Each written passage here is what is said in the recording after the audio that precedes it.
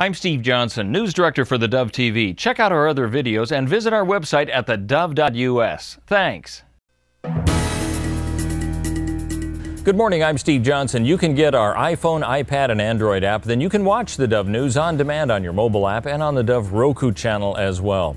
In the news today, Michael Brown's relatives have said goodbye to the 18-year-old who was shot and killed by a police officer, remembering his deep and growing faith in Jesus Christ and a dream they said turned out to be prophetic.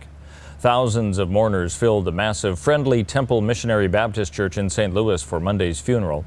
An uncle, Pastor Charles Ewing, said in his eulogy that Brown had given his soul and life to the Lord Jesus Christ and had told his stepmother that he dreamt that someday the whole world would know his name. Ewing's co-pastor said further looting and rioting would only exacerbate the almost unbearable pain of this family. However, another speaker said vengeance was needed after Brown was killed by a police officer.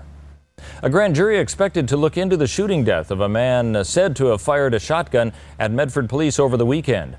Police were initially called to the scene by residents who said a man was walking down Cherry Street showing unusual behavior. Farther down on Cherry Street at Stewart Street is where 52-year-old Stephen McMillan said to have shot officers who then returned fire. And Police Chief Tim George says more information on the shooting will be forthcoming after a grand jury is convened.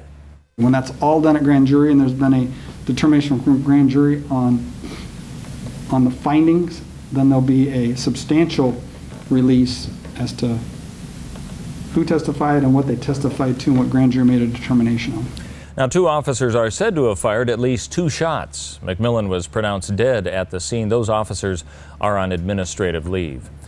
Gaza police say Israel has bombed 2 large high-rise buildings in Gaza City with dozens of homes and shops. It's an escalation in the 7 weeks of fighting with Hamas. Police say the 15-floor Basha Tower with apartments and offices was leveled in Tuesday's attack. And the second building, the Italian complex with 72 apartments and 60 stores, was badly damaged.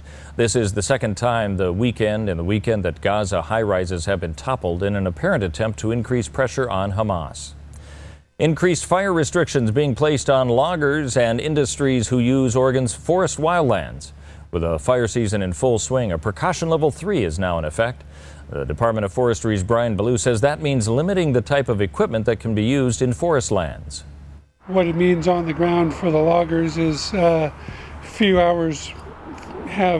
fewer hours per day in which they can work with power saws and cable yarders, things that generate a lot of heat and sparks.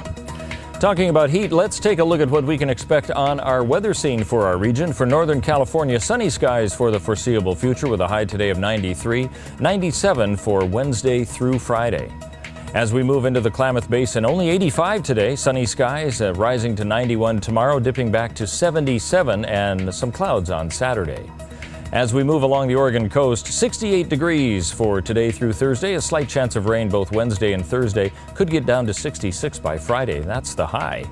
As we head over into the Central Oregon area of Bend, 85 today, 90 tomorrow, 88 on Thursday, and sunny skies for the next 2 days.